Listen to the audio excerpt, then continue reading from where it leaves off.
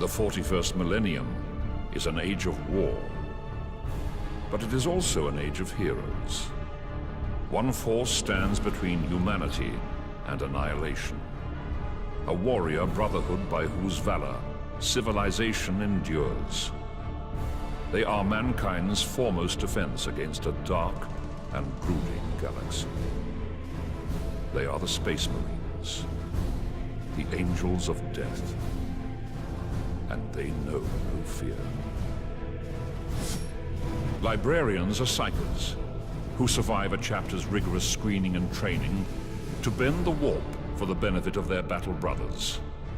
Librarians use their psychic powers to unleash devastating attacks, as well as augment their own physical prowess. Equipped with powerful swords and bolt pistols, Librarians are versatile in combat and excel in both long and short-range attacks. Techmarines are mechanical technicians, chosen from those within the chapter with a natural affinity for machines.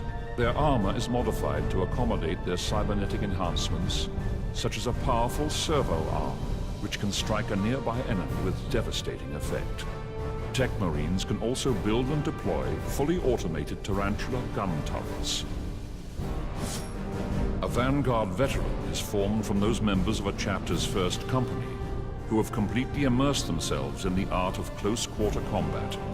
Most have completed lengthy service rotations in the chapter's assault squads, their skills tested and honed in the crucible of bloody melee on 1,000 worlds. Sternguard Veterans are ranged weapons experts, facing down the most impossible odds with icy calm and precise bursts of fire. They are the very image of what every Space Marine aspires to become, and the pinnacle of any chapter's fighting force. In contrast to Vanguard Veteran squads, the Sternguard Veterans draw upon the Armory's most powerful ranged weaponry. Gretchin make up for their shocking lack of quality with sheer quantity. These diminutive greenskins are not predisposed to the arts of war, but can be convinced to battle with promises of plunder, or when that fails, threats of a beating. Boys are the rank and file of the Orc warriors, the core of the Orc force. Boys are tough, determined infantry who fall upon the enemy in a great howling tide of violence. They carry a brutal-edged weapon called a chopper, capable of hacking off limbs and caving skulls. Orcs have a preference for crude, noisy weapons and find it difficult to believe a gun can inflict any real damage unless it makes a loud and terrifying noise. Shooter boys form roving mobs that are continually on the lookout for something to kill. The boys carry powerful stick bombs, grenades of Orc manufacture. They are gifted with the knowledge of which part of the grenade is thrown once the pin is removed. Beware. A Stikk Bomma may blow himself up in his eagerness to kill his enemy. Tankbusters are Orc boys who have experienced the undeniable thrill of blowing up a tank with a direct hit from their rocket launcher. The explosive rockets will often take several Orcs with them as shrapnel scythes through the air. But as the Tankbusters say, they knew the risks when they took the job. Despite their strange ways, the Stormboys are a force to be reckoned with. They use rocket packs to ensure they are first to get stuck in. A hurtling great lump of rocket-powered Orc can be an effective weapon in itself. The Orcs call their ruling caste Nobs. Nobs are bigger and scarier than other Orcs and revel in cruel or casual violence. Their tastes in close combat weapons are extravagant, with chain-bladed choppers being among the most popular of all.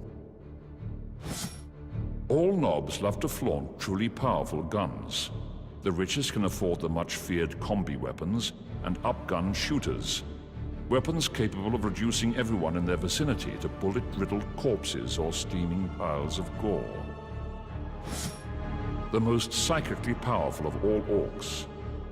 They resonate with the power of sheer Orciness, and the more Orcs are nearby, the higher the charge held within their bodies until they are crackling with power. The Weirdboy may discharge in a display of pyrotechnics that may blast his enemies to pieces. The largest and most powerful of the orcs in his tribe, a bloodthirsty and battle-hardened warrior. Orc leaders rise to the position of Warboss through a combination of cunning, violence, and deafeningly loud shouting. The Warboss is a living embodiment of orcdom and commands respect and fear from friend and foe alike.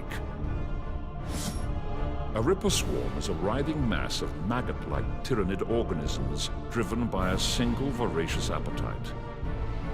Each Ripper is little more than an armored serpent that terminates in a broad maw crammed with dozens of needle-sharp teeth. There are many terrifying creatures in the Tyranid hive fleets, but one in particular has carved out a bloody legend on 1,000 worlds. A clawed harbinger of sudden and violent death. It is known as the Genestealer, and it is a plague upon the galaxy. Hormagorns have 4 razor-sharp claws, specifically developed for ripping and piercing flesh and armor alike. The Hormagaunt is a single-minded creature that will pursue its victim without pause, ignoring injury and tiredness, until it has run its quarry down and torn it apart with frenzied strikes of its scythe-like claws. Termagants are fast, agile, and cunning creatures. Termagants will scuttle forward on 4 legs whilst unleashing torrents of fire from the anti-personnel bioweaponry clutched in their claw-like forelimbs. They are creatures from the blackest of nightmares, unstoppable killing machines with pulsing ichor for blood, needle-sharp teeth, and darkly gleaming eyes that reveal a terrible intelligence at work. The Tyranid Warrior is lithe, with reactions as swift as a whip. The Carnifex is one of the deadliest of the Hive Fleet's creatures. It is nothing less than a towering battering ram of impenetrable chitin, knotted musculature, and unyielding bone. The Carnifex is a living engine of destruction, evolved for use in shock assaults and spaceship boarding actions. The Hive Tyrant is the commander of the Tyranid swarm. Hulking monsters 3 times the height of a man.